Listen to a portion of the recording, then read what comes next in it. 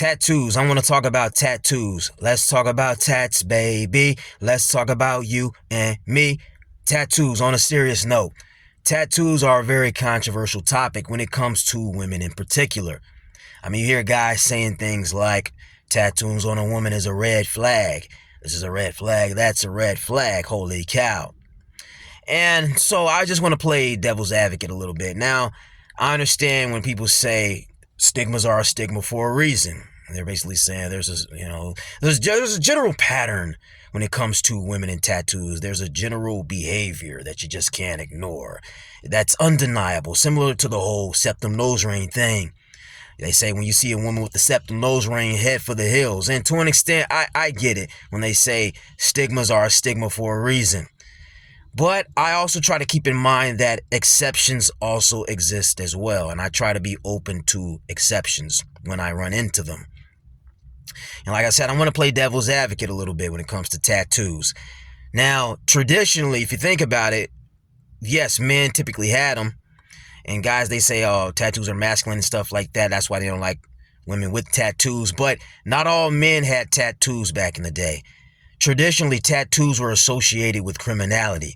They were associated with hooliganism, degeneracy, right? So when you saw a man with a tattoo, usually it meant trouble. You didn't think, wow, upstanding, wholesome guy. You thought trouble. He's like, man, I got to watch out for this guy. Okay, so when I hear guys say things like women who have tattoos, they're prone to cheating, they're impulsive, they like pain or they like inflicting pain. And well, the same thing can be said about men.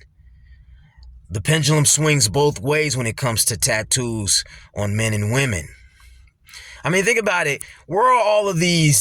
Think about most guys that you know that have tattoos. Do you think wholesome, upstanding guy? No, you probably think douchebag. You probably think degenerate. We're all these wholesome, upstanding, faithful guys with tattoos. You know what I'm saying? You got all these guys saying they don't want a woman with tattoos. Women with tattoos are impulsive. Women with tattoos are crazy and they can't be trusted and this and that, blah, blah, blah. Hey, well, a woman can say the exact same thing. A woman can say she doesn't want to date a man with tattoos because he's crazy, impulsive, prone to infidelity, and the list goes on. A woman can say the exact same thing.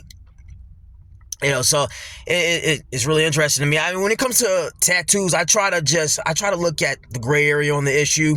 I think it comes down more so to what type of tattoos, or what types of tattoos a woman has rather than the fact that she simply has them.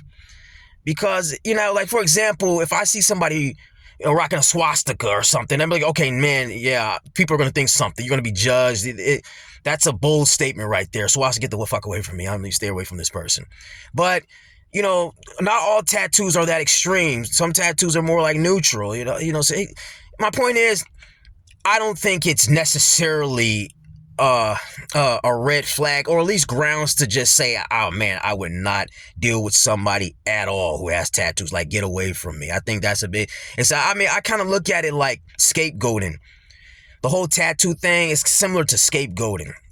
Think about history. Lots of people throughout history did not have tattoos, and there were a lot of terrible people throughout history. A lot of terrible people to this day that do horrible things to people, and these people do not have tattoos.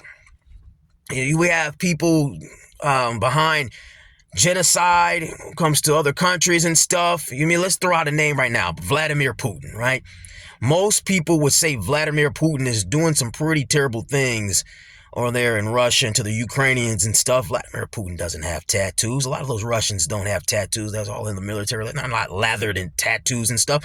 Then again, some of them are. You have the Russian mafia. So you can't, it's just scapegoating. I think, like, when it comes to physical appearance, one's physical appearance is the easiest thing to attack. Right? So just go for whatever is easy to attack.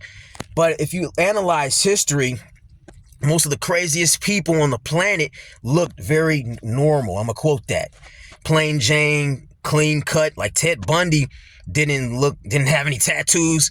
John Wayne Gacy didn't have any tattoos. Jeffrey Dahmer didn't have any tattoos. I'm trying to think. I can't think of one major serial killer throughout history that was lathered in tattoos on the male side or female side.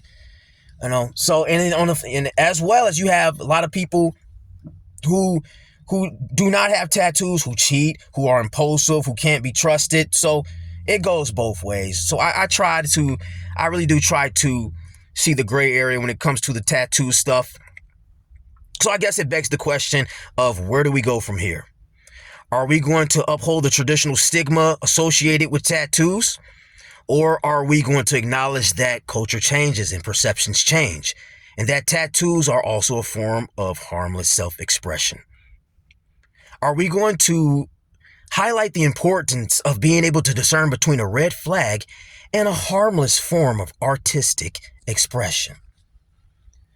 That is the question. Until then, I'm done. Later.